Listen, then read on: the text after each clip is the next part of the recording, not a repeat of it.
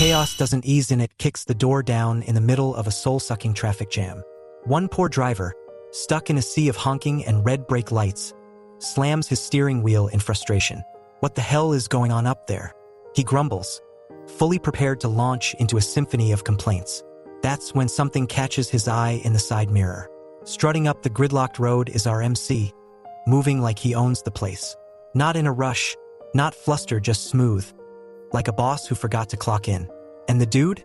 Oh, he's a sight. There's the sword, for starters, casually slung over his back like it's a gym bag. But the piece de resistance? The flashy jacket with a massive golden dragon sprawled across the back, glinting under the setting sun. He's not walking, he's parading. Curiosity trumps frustration, and the driver rolls down his window, ready to bark something clever. But his jaw drops so fast he nearly swallows his gum. This isn't some cosplayer lost on his way to Comic-Con. No, this guy's vibe is pure danger, and every step screams, "Don't mess with me unless you're ready to find out why." Meanwhile, our MC, let's just call him Dragon Jacket for now, isn't even acknowledging the sea of gawking civilians. Nope, he's too busy with whatever mission he's on. Leaping onto the hood of a car without breaking stride, he hops across vehicles like it's an obstacle course built just for him. The driver stares, wide-eyed, barely managing a thought beyond. What is happening? Then, things get worse. The atmosphere shifts. Hard. Up ahead, a red glow blooms across the road, lighting up the stalled traffic like the world's creepiest rave. The air grows heavy, charged with energy that raises goosebumps on the skin. Then it hits the crack. Space itself begins to tear open, and from the widening rift, red lightning crackles out like a warning shot. Dragon Jacket halts, his sharp gaze locking onto the spreading gate. He knows what's coming. "Everyone, move!"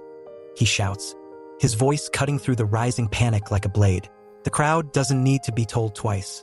Car doors fly open, people scramble over one another, and chaos explodes as they try to get as far from the gate as possible. And then the roar. The sound rips through the air, deep and guttural, sending shockwaves of fear through the fleeing masses. The gate yawns open fully, and from its glowing maw, monsters spill out snarling, black-furred beasts the size of SUVs, their glowing red eyes locked on the nearest prey. Dragon Jacket, however, doesn't flinch. He draws his sword, and blue mana ignites along its edge, crackling with raw power. As the first monstrous hound lunges, he steps forward, calm as a guy about to butter toast, and swings. The blade carves clean through the beast, splitting it in half before it even has time to regret its life choices. Another rushes in, and with a pivot and a downward slash, it too is reduced to two pieces. It's effortless. While he's putting on a one-man monster massacre, backup finally arrives. A squad of raiders, decked out in tactical gear and bristling with weapons, storms the scene. At their head is a blonde guy with sharp eyes, barking orders to his crew. But as they reach the front lines, the sight before them makes them freeze. "Wait!" the blonde murmurs, scanning the battlefield. The gate is wide open, monsters are pouring out, but there are no casualties, no shredded bodies, no bloodbath, just one man, standing amidst the carnage, cutting through the beasts like they're made of paper. Then the real nightmare steps out of the gate. Quadra Drake, the hulking, four-headed monstrosity, stomps onto the road, its massive claws leaving cracks in the asphalt. Flames smolder in its mouths, heat waves rippling the air as it snarls at its prey. Its aura alone presses down on everyone like a crushing weight, rooting the civilians, those who haven't managed to escape to the spot. The blonde raider pales. "That's from system number 43, he says, voice barely above a whisper. "A Quadra Drake, an advanced-level monster." Translation: this thing is bad news.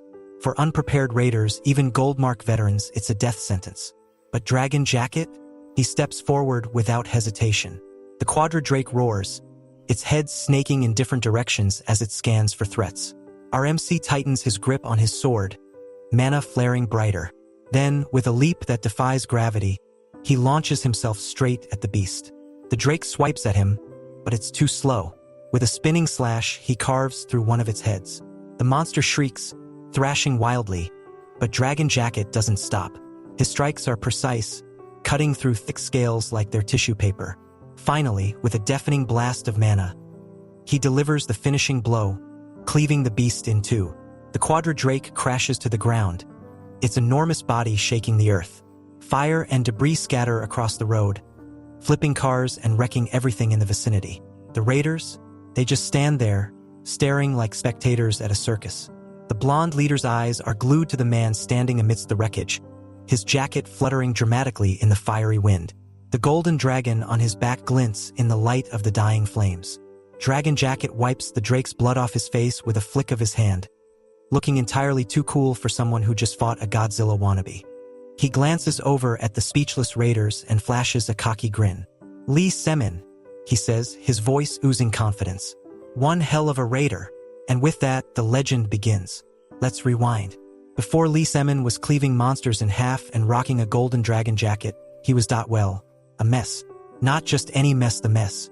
Picture an out-of-shape, unmotivated gamer glued to his laptop and powered entirely by instant ramen. That's the Lee Semin we're talking about. If you squint, you might catch a glimmer of potential under the layers of self-pity. But even then, it's a stretch. Enter the samurai. Not just any samurai, this guy looked like he walked straight out of legend, dark mana swirling around him like a living storm cloud. His every step radiated an ancient, warrior energy that practically screamed, "Get your life together." He wasn't here to mess around either. Standing before Lee, he growled, "Stand up. You are no coward." Lee froze, blinking up at the samurai like he was the final boss of a game he wasn't ready to play. But something about the warrior's tone hit him in the gut. It wasn't a suggestion. It was a statement of fact, like the samurai already knew Lee better than Lee knew himself.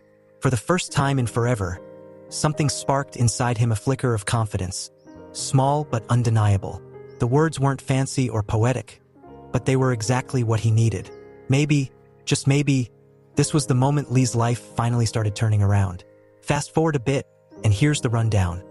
After monsters began ripping through the world, humanity split into two camps: raiders and non-raiders. The raiders are the ones with enough guts or stupidity to fight back. To keep things organized, the Raider Management Bureau (RMB) was formed. Think of it as HQ for anyone crazy enough to take on interdimensional death beasts. Which brings us to Lee. He's sitting in the RMB waiting room, hunched over like he's waiting for detention. Sweat drips down his forehead as he fidgets nervously. It's time for his routine checkup, and spoiler, it's not going to end with a gold star or a lollipop. Lee isn't just any wannabe raider. He's a prospective raider, meaning he's awakened some aura but hasn't passed the qualifications yet. Today's appointment is all about the awakening judgment, which is a fancy way of saying, let's see if you're worth keeping around. Every prospective raider gets tested to see if their aura levels meet the minimum threshold. If not, well, good luck surviving military service, buddy. When Lee finally gets called into the testing room, it's everything you'd expect. Sterile, clinical, and so quiet you could hear your own hopes shattering. The centerpiece is the testing chair, a big, intimidating hunk of machinery that practically screams, "Welcome to your doom." Standing beside it is the examiner, a woman in a white lab coat who's already looking at Lee like she knows how this is going to go. She doesn't even bother with small talk. "All right, you know the drill. Sit down. Let's get this over with." Lee sighs, slumping into the chair like a guy walking to his own execution. The machine whirs to life, scanning him for aura levels. A few tense seconds later, the results blink onto the screen. 103. Same as always.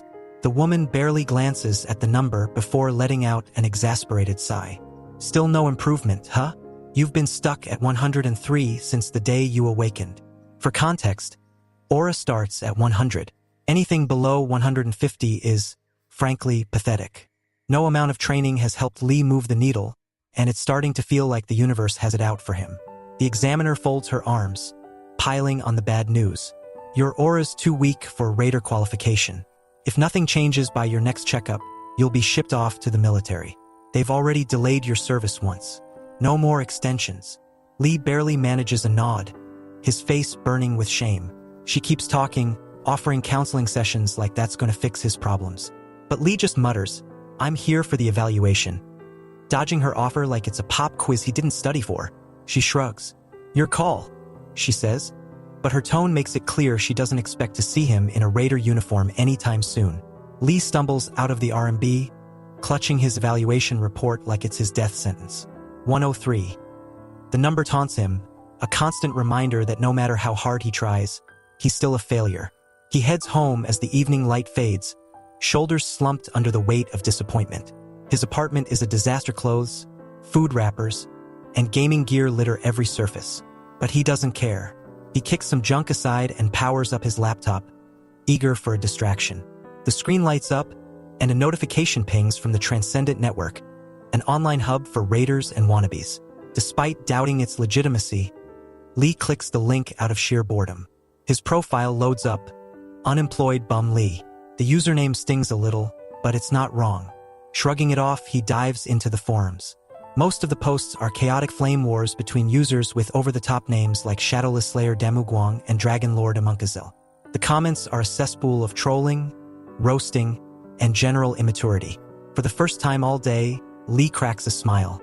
These people might be raiders, but their attitudes scream high school cafeteria drama. Amused, he joins the fray, tossing out a few sarcastic comments to stir the pot. Then, something catches his eye. Breaking news post about on Sungjun, a raider who just hit platinum rank. The headline? Solo mission. On Sungjun seals a Kazaya on Mount Buchan. The name hits Lee like a punch to the gut. This guy wasn't just any raider. He used to be on Lee's level. They trained together, competed together. But now, On Sungjun is a rising star, while Lee's stuck at the starting line. Frustration flares. Lee remembers when they were equals, back when he still believed he could be something great. Now, On Sungjun's success feels like a spotlight on Lee's failures. In a fit of anger, Lee rips down the sticky notes plastered to his wall, reminders of his training schedule and failed goals. He mutters to himself, trying to shake off the bitterness, but the weight of his own shortcomings is suffocating. Just as he's about to lose himself in self-pity, another notification pops up. This time, it's a message from wandering beggar Kim Bonghak, who wastes no time insulting Lee for his lack of achievements. Lee, not one to back down, fires back with a snarky roast. The comment section erupts into chaos as more users join in, including Grand Wizard Ileana, who casually mentions spending points to check out unemployed bum Lee. Then it happens. A pink portal materializes behind him, glowing like neon cotton candy. Before Lee can process what's happening, a stunning woman steps through. Grand Wizard Ileana herself, looking like a literal goddess. She scans the room, her gaze landing on Lee. "Are you really unemployed bum Lee from the network?" she asks, her voice dripping with curiosity. Lee freezes, staring at her like she's a glitch in his reality.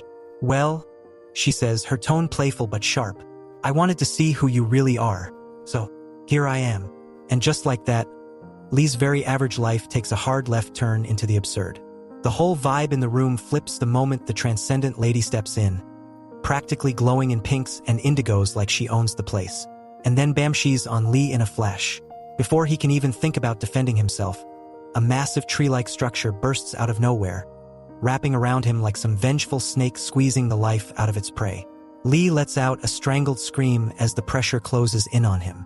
She's barely trying, but she's got him locked down so tight he might as well be a ragdoll. The look on her face says it all. This is the guy who cracked the Transcendent Network? She's clearly unimpressed.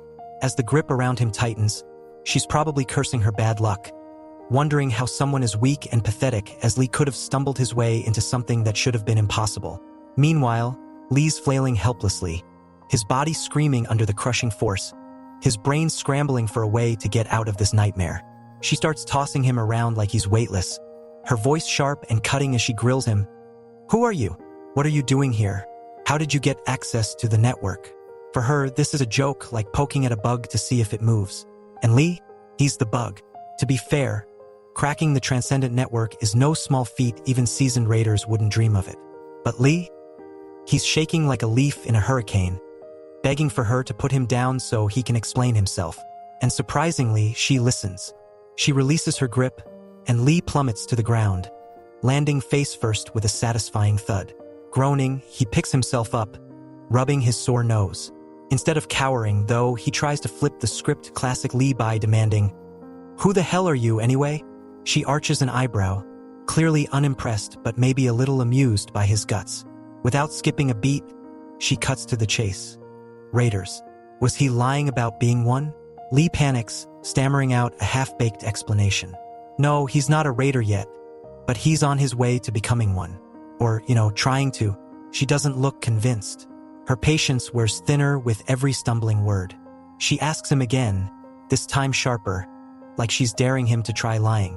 Desperate, Lee starts rambling about Aura, the energy that raiders use to hunt and fight monsters, and how he's technically awakened. This catches her attention, though her expression says she's still waiting for him to prove he's not a total waste of space. She gestures for him to show her this power of his. Lee lights up, thinking this might be his chance to redeem himself. He focuses hard, summoning all the mana he's got. But when it finally appears, the result is less than stellar. His so-called blue aura is more of a pathetic flicker, like a half-dead firefly in a jar. It sputters out almost immediately, leaving the room awkwardly silent. Ileana stares at him, her expression a mix of disbelief and disgust. She raises a hand to her face, pinching the bridge of her nose like she's physically in pain from how bad this is. "This is what you call mana?" she mutters, her voice dripping with frustration. Before Lee can stammer out an apology, her own mana flares to life. The entire room is bathed in a fierce pink glow as her power surges. It's massive, overwhelming, the kind of force that could level a city without breaking a sweat. The walls shake, the ground trembles, and Lee falls to his knees, clutching his head as the pressure crashes down on him. The neighbors, probably thinking it's an earthquake, start banging on Lee's door, shouting to check if everything's okay. Lee waves them off with a weak, "It's fine," but his voice cracks, not convincing anyone. He shoots a panicked glance at Ileana, silently begging her to chill before someone calls the cops or worse, before she kills him outright. Ileana is livid. She's just wasted her precious points she earned through endless battles and hard work on this weak, trembling guy who can't even summon a proper aura. She demands to know how someone like him could have possibly accessed the Transcendent network. Lee, still cowering on the floor, mutters that he doesn't know. He blames it on his laptop. "I just opened it and there it was," he says, his voice barely above a whisper. This catches her off guard. "Laptop?"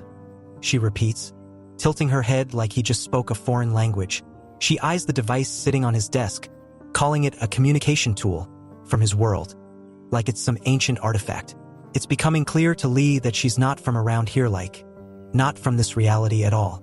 She gives him a chance to explain further, but Lee has nothing. He stammers some weak excuse about being a regular guy with a boring life, trying to dodge her questions. Her eyes flick to the sticky notes plastered all over his wall, but they don't give her any answers either. Frustrated, she leans back in his chair, adjusting herself like she's settling in for a long interrogation. She finally asks the one question that hits Lee the hardest. "What are you doing with your life?" Lee flinches like she just slapped him. He mumbles something about struggling, about how life hasn't exactly been kind to him. He tells her about being orphaned, taken in by uncaring relatives, bullied in school for his weak aura, and eventually dropping out.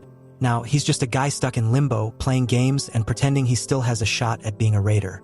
Ileana listens but doesn't seem impressed. After a moment, she leans forward, resting her chin on her hand.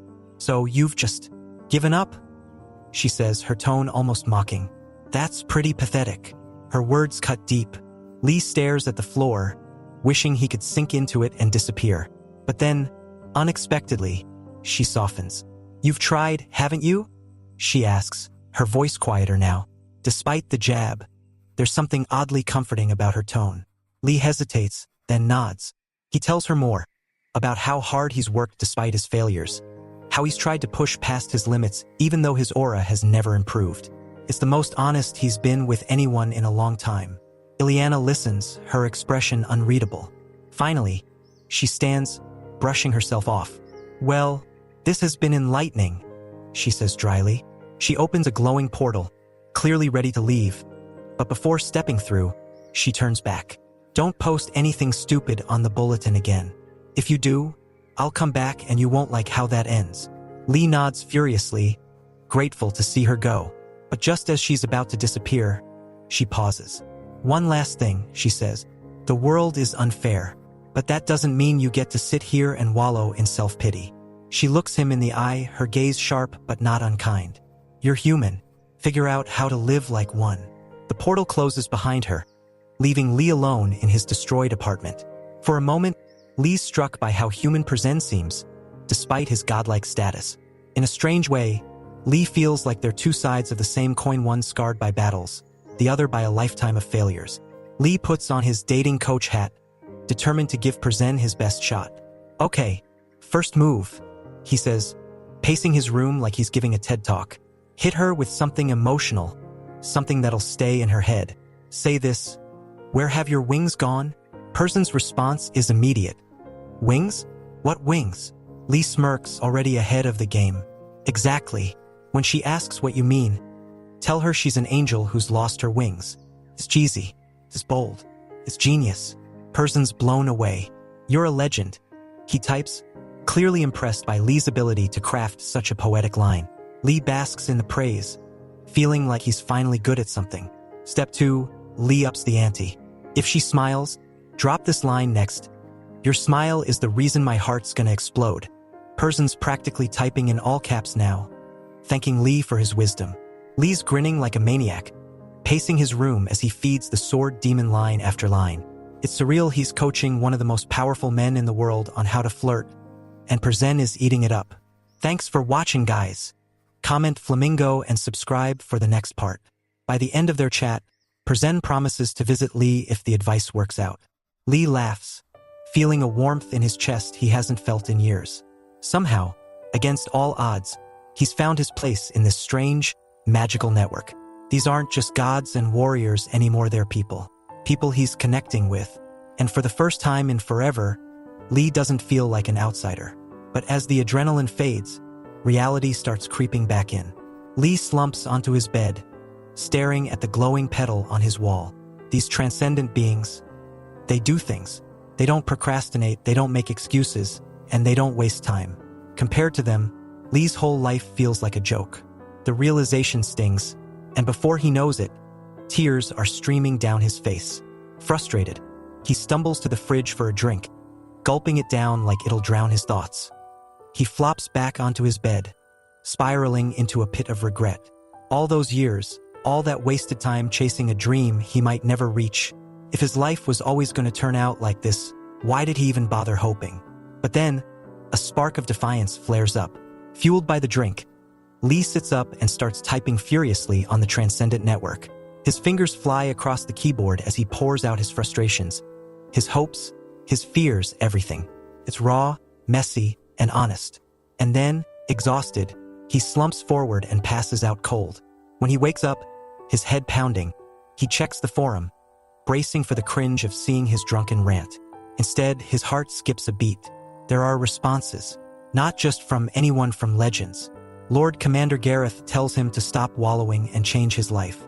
Dragon Lord Lee Munkazer offers words of encouragement, sharing his own struggles. Sword Demon Perzen promises to visit him soon, and Shadowkill Damagwang fires him up with a no-nonsense pep talk. You can't get stronger lying in bed. Get up now, or you'll be stuck like this forever. Lee's chest tightens. They're rooting for him. They believe in him. For the first time in years, he feels like he's not alone. And then, a voice cuts through the room. Are you Bum Lee? The air shifts, heavy with power, as a new presence fills the space. Lee turns, his blood running cold. Standing before him is Dako Kyanma, the greatest martial artist in history. Impressive, Kyanma says, his voice deep and commanding. You may be weak, but you're no coward. Tears spring to Lee's eyes, unbidden. For the first time in his life, he feels seen. Kyanma steps forward, his presence radiating strength and purpose. And in that moment, as Lee stares up at the man who embodies everything he's ever wanted to be, something inside him shifts. Maybe he's not so hopeless after all. Lee looked like a grown man on the brink of an emotional meltdown, biting his lip like he might just burst into tears. Why? Because someone finally told him he's not a coward. It wasn't the words alone, though they hit him like a wrecking ball, yes, but it was also the sheer presence of Dako Kyanma, the legendary martial artist whose power felt like it could crush the world if he so much as sneezed too hard. Lee had thought Grand Wizard Ileana was the epitome of power, but compared to Kyanma, Ileana looked like a starter Pokemon, while Kyanma was the final evolution that could obliterate entire galaxies. Kyanma, as calm as a storm in the eye of its own chaos, spun around with an air of no-nonsense authority. Rack up points and check the tips board, he said. No explanation, no context, just a cryptic command that practically oozed importance. Before Lee could even begin to process what that meant, Kyanma added, I've got something big lined up for you. The anticipation practically buzzed in the air, thick enough to taste. But just as Lee opened his mouth to say something, anything, Kianma was gone. Just like that. 1 second, Lee was standing next to the man who embodied raw power, and the next, he was face first on the floor of his messy apartment. He scrambled to his feet, groggy and disoriented, like he'd just been kicked out of a dream.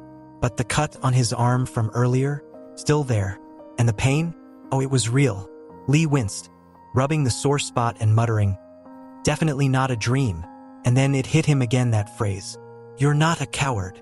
It reverberated in his skull like the chorus of the world's most inspiring power ballad. His chest tingled, his whole body felt strangely light, and for the first time in ages, he felt like he wasn't dragging himself through life. Something had shifted. Feeling the need to do something, anything, he decided on the most profound, life-changing action possible: cleaning his room. And not just tidying up, we're talking about a full-on spring cleaning marathon. Hours passed as Lee scrubbed, wiped, and sorted, throwing out months, maybe years, of accumulated junk. His kitchen sparkled, his bathroom could pass a health inspection, and his floor was so clean you could eat off it. For a moment, he admired his work, standing tall with an aching back and a sense of accomplishment. Then his eyes drifted to the mirror, and it hit him. The only trash left in this apartment was him. He shook his head, muttering, "Nope, not today." Kianma's words lingered in his mind like a mantra, and he made a decision. It was time to take himself seriously.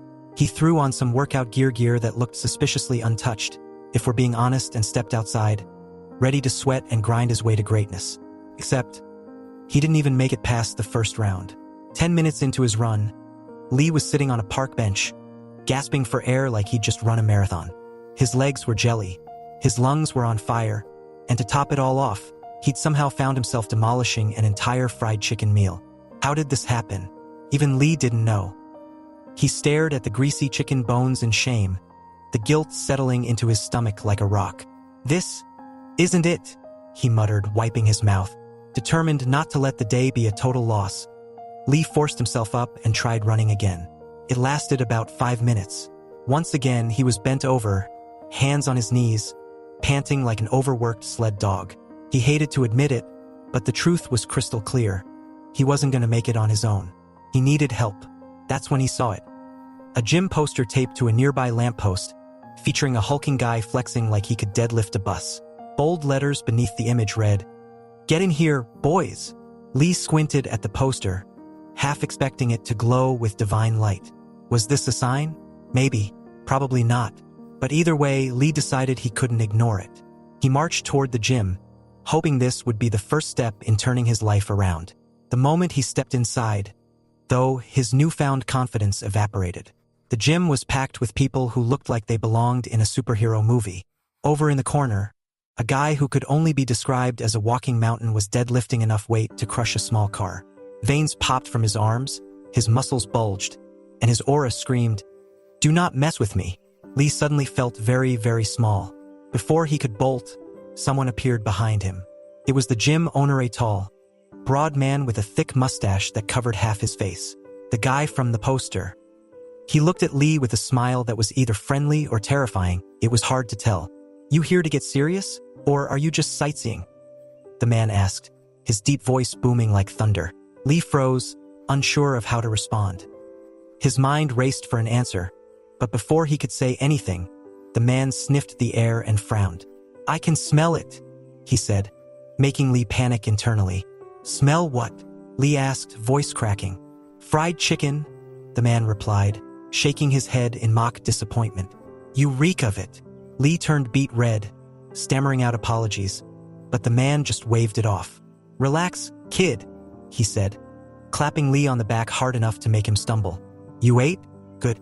Now let's burn it off." The man introduced himself as Coach Kim Deok-bae, the owner of the gym and, apparently, Lee's new tormentor. Kim didn't waste time. After a quick assessment, he ordered Lee onto the treadmill. "No excuses. You're here to work. So work." Lee obeyed, hopping onto the machine and starting at a slow pace. Within minutes, Kim cranked it up, and Lee found himself running harder than he ever thought possible. Sweat poured down his face, his legs screamed in protest, and his lungs felt like they were going to burst. Can I take a break?" Lee gasped, barely able to speak. Kim's response was immediate and brutal. No breaks. If you collapse, collapse. If you get back up, then keep going. But if you keep making excuses, you'll never change. The words hit Lee harder than any physical strain. His heart raced not just from exertion, but from the truth of it all. He'd spent his whole life making excuses, running from his own potential. Maybe that was the real weight he needed to shed. Determined, Lee pushed himself harder.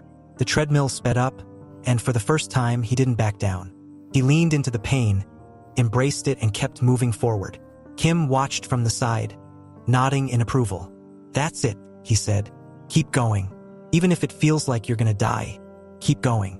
Hours, or what felt like hours later, Lee finally stumbled off the treadmill, legs trembling like jelly. He was drenched in sweat, his muscles aching, but something inside him felt lighter, stronger. For the first time in years, he'd pushed himself past his limits. As he left the gym, one of the massive guys from earlier clapped him on the shoulder. "See you tomorrow," the man said, his voice gruff but encouraging. Consistency is the key.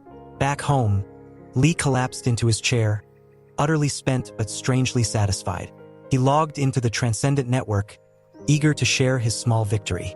But just as he finished posting, he remembered Kianma's words, "Check the tips board." He clicked over, only to discover he didn't have enough points to access it. Frustration bubbled up, but before he could spiral, a notification popped up. His first quest was live. The task? Lose weight. Specifically, get under 100 kilograms. Lee stared at the screen, horrified. "Under 100 kilograms?" he shouted, his voice echoing through the empty apartment. Lee's grind is in full swing, and life has turned into an endless cycle of gym sessions, treadmill torture, and sweaty, pain-filled determination. His first big quest, dropping under 100 kg, is consuming his every waking thought.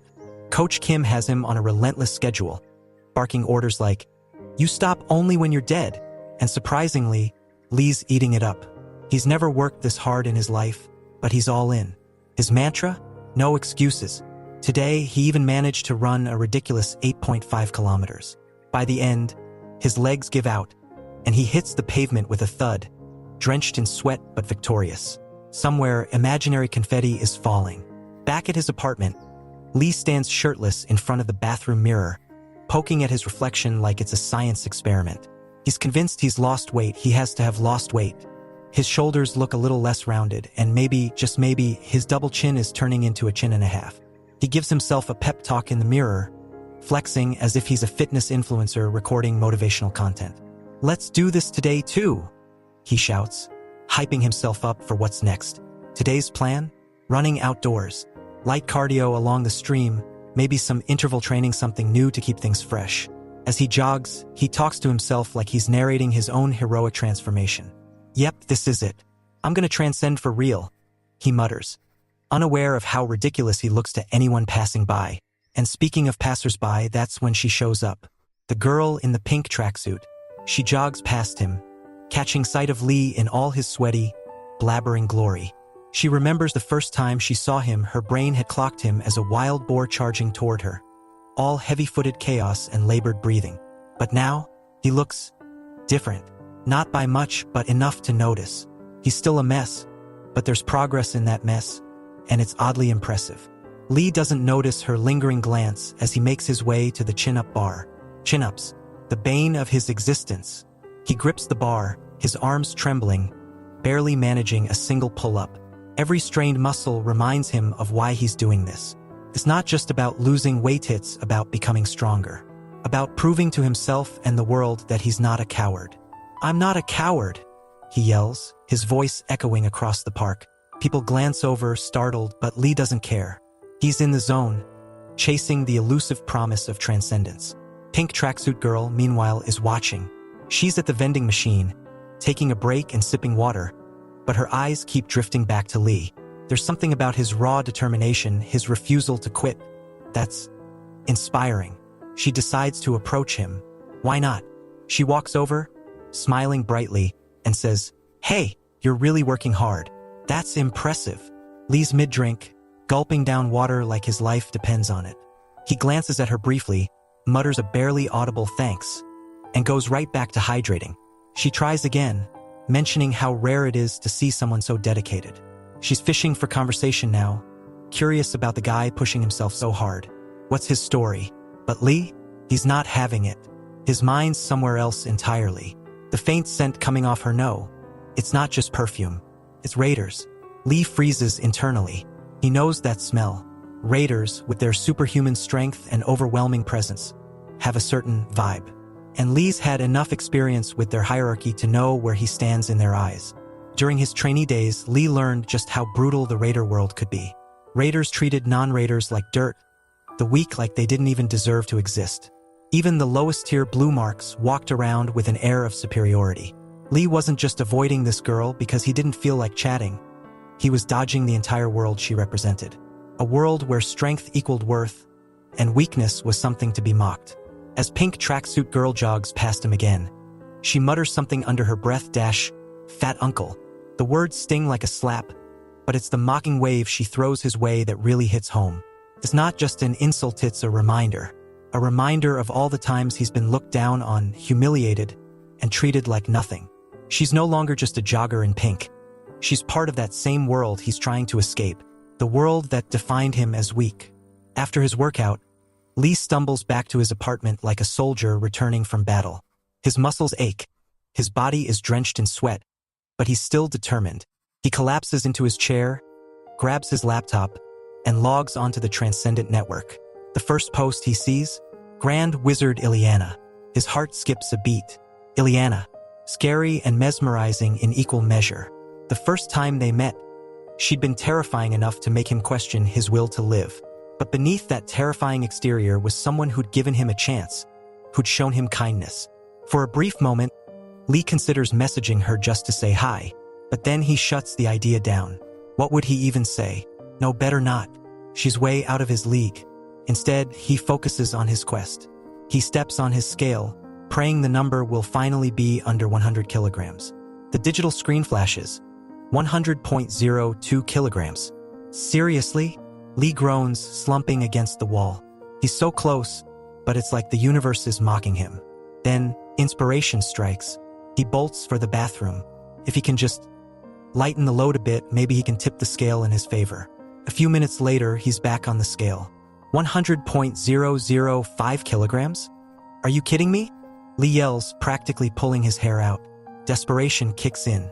He's stripping off layers of clothing, shaking out every ounce of sweat, even blowing his nose to get rid of every last gram. And finally, after what feels like a lifetime, the scale flashes. 99.99 kilograms. Yes. Lee jumps in the air, fists pumping. He did it. First quest cleared. The system rewards him with 100 points, and for the first time, he feels like he's moving forward. Now, it's time to spend those points. He clicks onto the tips board, eager to see what treasures await.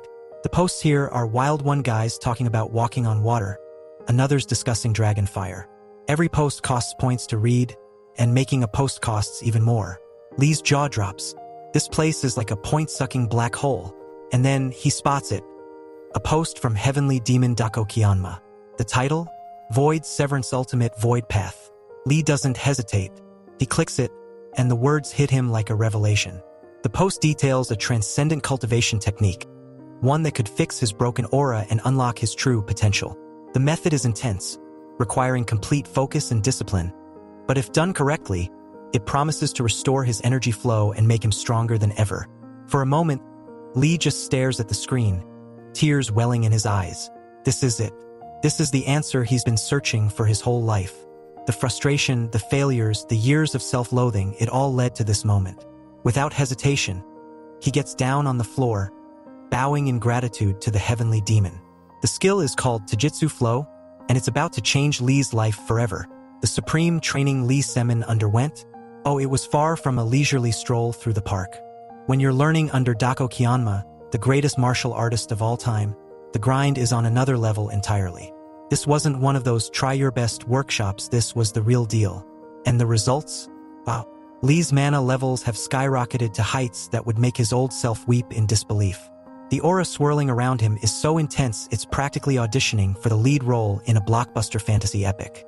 Right now, Lee's chilling by the canal, looking deep in thought, like a philosopher meditating on the mysteries of the universe. Truthfully, though, he's mostly obsessing over the curse that's been weighing him down for years.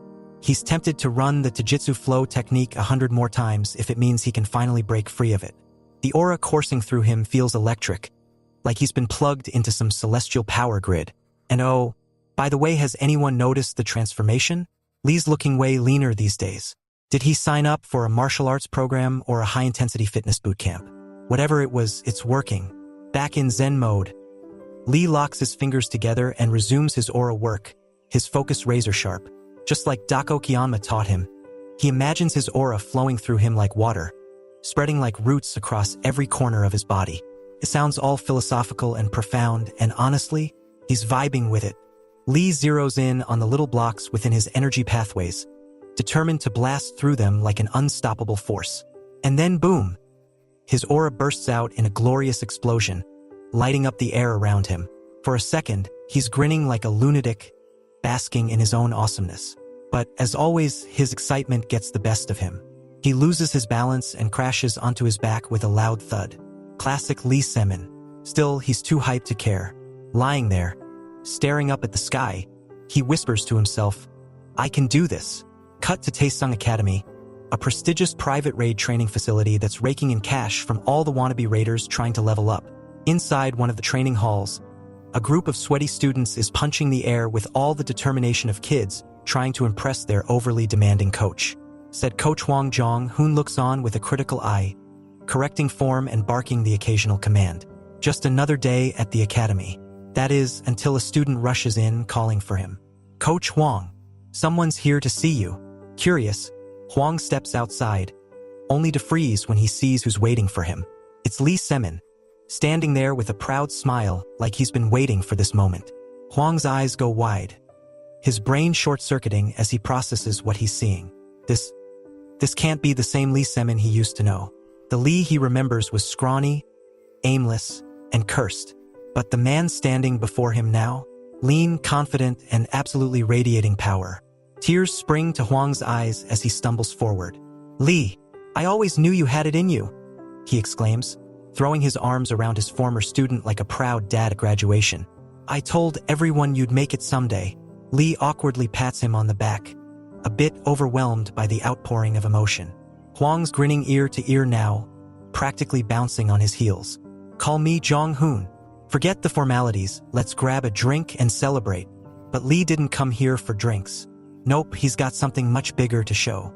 Without a word, he steps back and unleashes his aura. The air around him ripples, the sheer power of it making Hwang's jaw drop. "Check this out, master," Lee says, his voice calm but laced with pride. "Tell me what you think." Hwang can't believe what he's seeing. Lee's aura is potent, vibrant, alive in a way that defies everything he thought he knew about curses. He quickly calls for his students to keep training while he and Lee head to the academy's laboratory. In the lab, Lee sits down in one of the high-tech aura measurement chairs, his fingers drumming nervously against the armrests. He's trying to play it cool, but inside he's a mess. What if the results aren't as great as he thinks? What if the curse is still there, lurking under the surface? "Relax," Hwang says, rolling his eyes at Lee's obvious jitters. "Just open your eyes and see for yourself." The machine whirs to life, and numbers start flashing on the screen. Lee peeks cautiously and then his jaw drops. His aura level is 1034. A month ago, his aura was stuck at a pathetic 103. Now, it's jumped by nearly 1000%. Lee stares at the screen, a mix of disbelief and joy washing over him. Tears prick the corners of his eyes. This isn't just progress, it's a miracle. Hwang claps a hand on his shoulder, grinning like a madman. "Lee, you did it. The curse is gone." Lee looks down at his hands, flexing his fingers as if testing the newfound power coursing through him. He's practically glowing. For the first time in years, he feels whole. But Hwang's not about to let him rest on his laurels. The coach's grin takes on a mischievous edge as he says, "All right, let's put this new aura to the test." "Test?" Lee asks, suddenly wary. Hwang nods. "There's a new student here who could use a reality check. He's cocky, arrogant, and thinks his aura makes him invincible. I think you're just the guy to knock him down a peg." Enter Eugene Say, a giant blonde guy with the kind of swagger that screams unearned confidence. His aura radiates power, but his attitude? Absolute trash. When he hears that Lee's aura level is only 1034, he scoffs. This is a joke, right? Is this some kind of hazing ritual? Lee doesn't respond. He just steps into the ring, his expression calm and unreadable. The match begins, and Yu charges like a freight train, aiming to end things in one decisive blow. Lee takes the hit on his wrist, no less, and doesn't even flinch. Yu's cocky grin falters as Lee counters with a punch of his own. But Yu's aura absorbs the impact, leaving him unharmed. That all you've got? He taunts, cracking his knuckles.